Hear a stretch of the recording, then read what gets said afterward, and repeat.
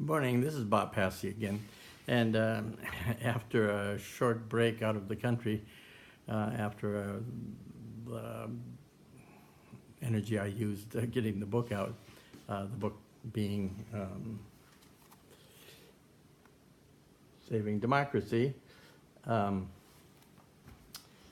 which I'm proud of, but it's really not as significant as just making sure that the discussion and the focus is on the fact that we are in the midst of an existential threat to a humanized and democratic society here in this nation. As I returned, it was clear that people were even more frustrated and in some ways were left to do nothing other than just continue to be distracted by the ongoing Trump investigations and the Russian investigations that they'd rather have us think of than noticing that while this is all going on and we're so distracted by it, they are continuing to dismantle democracy. We watch our public services and our infrastructure being turned over in a lot of ways to private ownership, and there's nothing good about the direction that this nation is going, and we have to remember that we still are operating, or we are operating under a system where a very small group of people with incredible amounts of money are making all our decisions. They basically own the government, and they own the structures of this society, and they own all the levers of power, and they control the army, and they control the surveillance systems. And we are in the midst of being turned into not citizens anymore, but economic units, because everything is defined and judged by economics, by how much you make and how much you're worth and how can you survive economically. And of course, that is not all who we are. I'm not saying economics don't play a role, but a democracy can't be based only on economics. We have to have those parts of ourselves, the human heart and the human compassion. And, if you have a democracy, you're supposed to care about the rest of the citizens, not say that I got mine and forget you, or I don't have enough of my own and I'm not going to help you in any way. That is not how this country was built, nor how it will survive. So we have basically, I would say this is about a mission that we have. I mean, the mission is to save democracy. And we can't be timid about it anymore. If you're going to sit back, it's just going to disappear. I mean, it is pretty well disappeared already. It will be institutionalized, and it will become the new normal. And then it's too late. It's just too late. We still have an opening, a window of opportunity, and we have most of the nation is ready. We're just. The message is that we are in trouble. I mean, the mission is we have to save democracy. The message is we're in trouble as a democracy, and we need to be doing something, not just talking about how frustrated we are or being angry or upset. We need to actually be actively doing something to reverse this.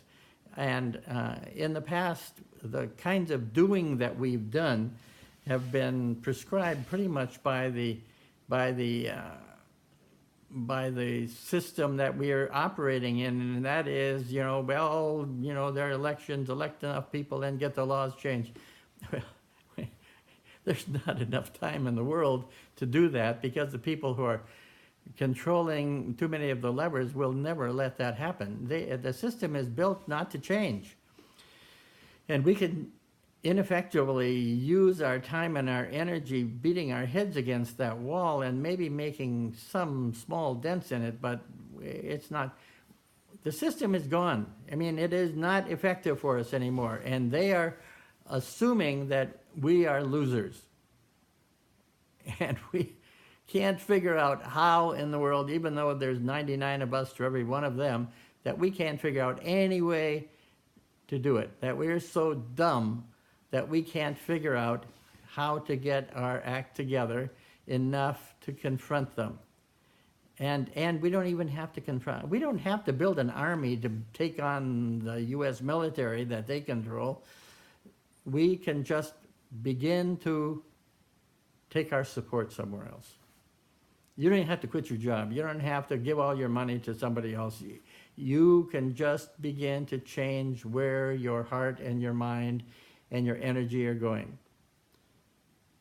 So part of it is we need to understand that the reason the 99% can't compete against the 1% is that we're totally segregated into 99 or more different directions based on issues. See, we think we're going to solve the problem by solving the racial issue or the women's rights issue or the economic issues or the environmental issues or 1,000 other issues. We know we get those things in the mail and online every day, every week, wanting us to join an organization fighting for a noble cause.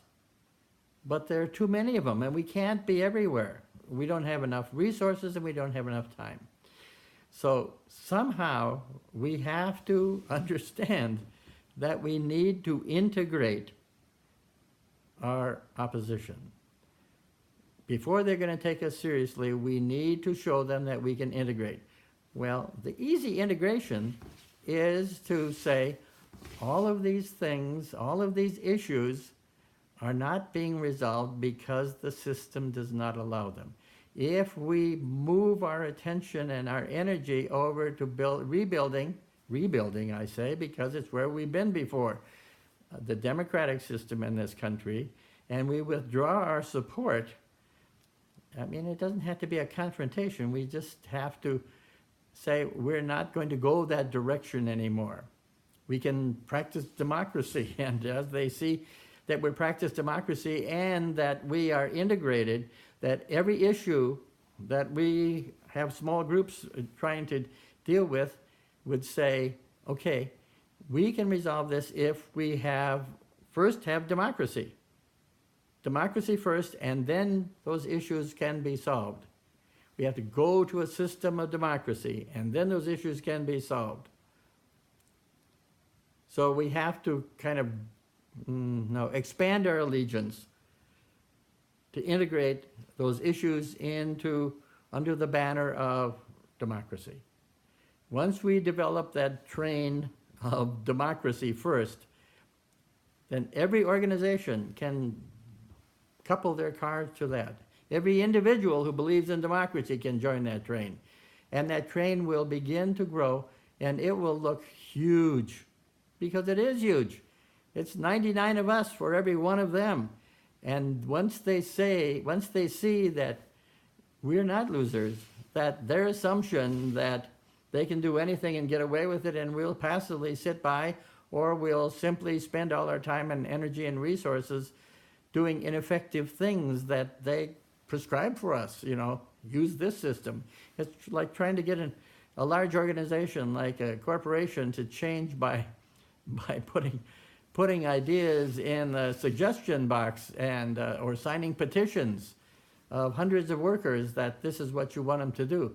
They'll spend time and energy, and you'll spend a lot of time and energy having meetings with them and everything, and they basically, even if they change, it'll be minor changes, and you'll have spent incredible amounts of time and energy, rather than saying, we don't think this system works anymore, and we're going to put our time and energy over here.